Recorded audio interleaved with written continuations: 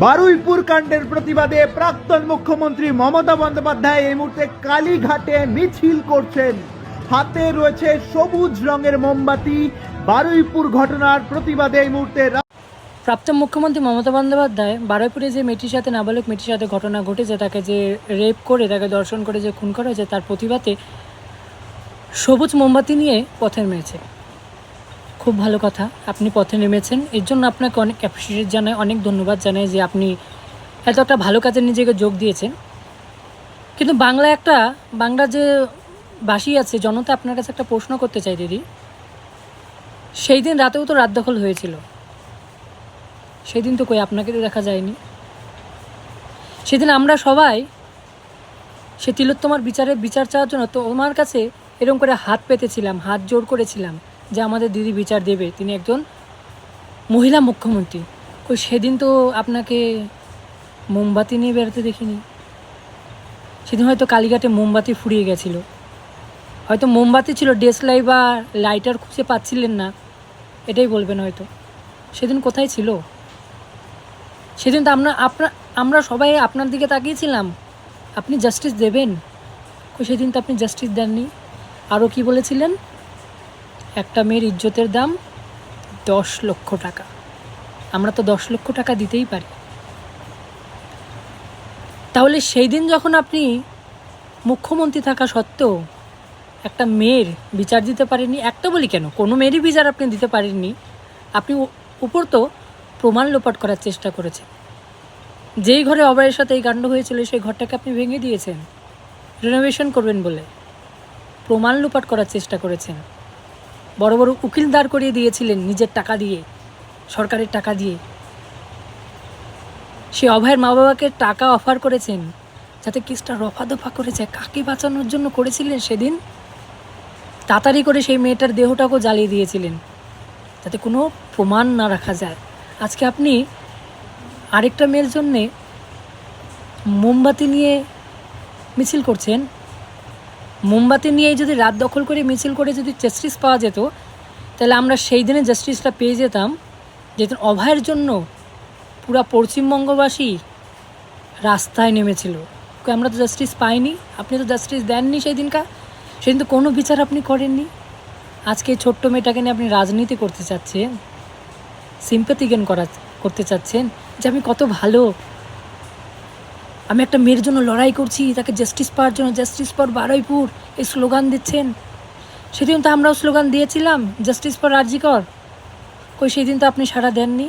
আপনি তো একবার এসে বলেননি এই কাজটা জঘন্য করেছে, যে করেছে প্রত্যেককেই সাজা পাবে, সে যে দলেরই হোক, সে যদি আমার দলেরও লোক হয় তাকেও সাজা পেতে হবে। এই কথাটা তো আপনি বলেননি।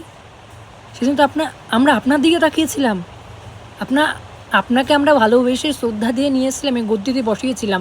আপনি সেদিন তো বিচার দেননি, সেদিন তো রাস্তায় নামেনি মোমবাতি নিয়ে। আজকে আপনি মোমবাতি নিয়ে রাস্তায় নামছেন। সেই দিন মোমবাতি আপনার হারিয়ে গেছিলো, খুঁজে পাচ্ছিলেন না, কিংবা ডেসলাই খুঁজে পাচ্ছিলেন না। এখন যেহেতু গদ্দি নেই, এখন রাজনীতি করতে চাচ্ছে। আপনার কাছে যখন ক্ষমতা ছিল তখন আপনি এতগুলো মেয়ের বিচার দিতে পারলেন না, আর এখন রাস্তায় নেমে বিচার চাইছেন। কিন্তু একটা জিনিস দেখে ভালো লাগলো জানেন তো, আপনাকে ওই গদ্দির থেকে না এই বিরোধী দলনেত্রী এই যে ওয়ার্ডটা খুব ভালো মানায় আপনাকে।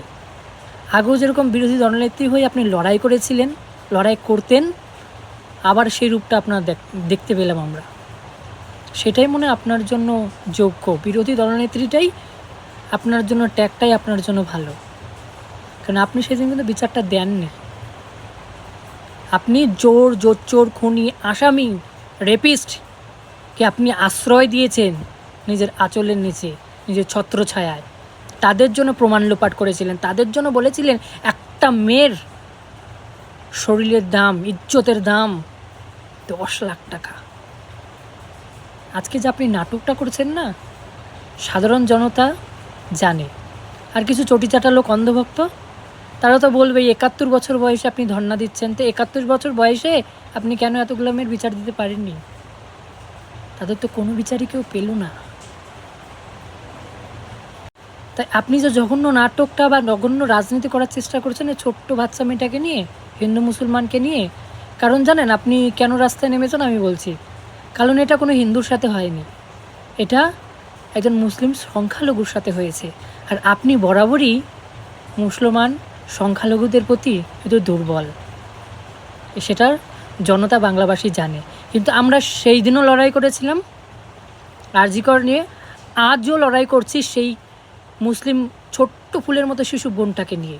কারণ আমাদের কাছে হিন্দু মুসলিম কিচ্ছু না, কেন আমাদের যদি হাত বা কিছু কাটা হয় না, রক্ত সেই লালই বেরাবে। তখন দেখবে না কে হিন্দুর রক্ত কে মুসলমানের রক্ত, রক্ত লালই হবে। আর সব ধর্মের আগে হচ্ছে আমাদের মনুষ্য ধর্ম। আমরা একজন মানুষ, তাই একজন মানুষ হয়ে সকলের পাশে থাকা আমাদের প্রয়োজন। সেই দিন আমরা একটা হিন্দু মেয়ের ওই আওয়াজ উঠিয়েছিলাম, জাস্টিস ফর আরজি কর। আজ আমরা এই ছোট্ট বারুইপুরের যে একটা শিশুর মতো 12 বছরের শিশু, একটি মেয়ের ধর্ষণ হয়েছে, এই জঘন্য রাক্ষস কুকুর যারা করেছে, অসুর, তাদের ফাঁসির দাবিতে আজও আমরা লড়াই করছি। কারণ আমরা হিন্দু মুসলমান না, আমরা সকলকে সমান চোখে দেখি। আইন সবার জন্য সমান হবে। একটা হিন্দু যদি অপরাধ করে, এই নিকৃষ্ট জানোয়ার হিন্দুগুলো যারা আছে তারাও যদি, তাদের জন্য একই সাজা। আর যারা মুসলিমরা যদি এরকম অপরাধ করে তাদের জন্য একই সাজা হবে। কারোর জন্য সাজা বা আইন কোনো আলাদা আলাদা হবে না। আমি হিন্দু দেখে আমি হিন্দু সাপোর্ট করবো তা নয়।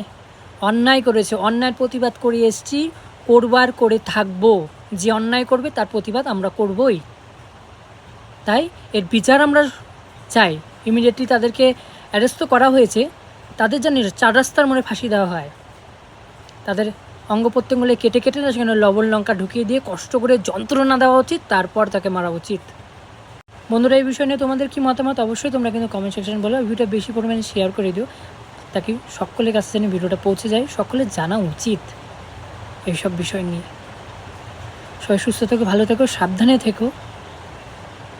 জয় শ্রীরাম, রাধে রাধে, হরে কৃষ্ণা।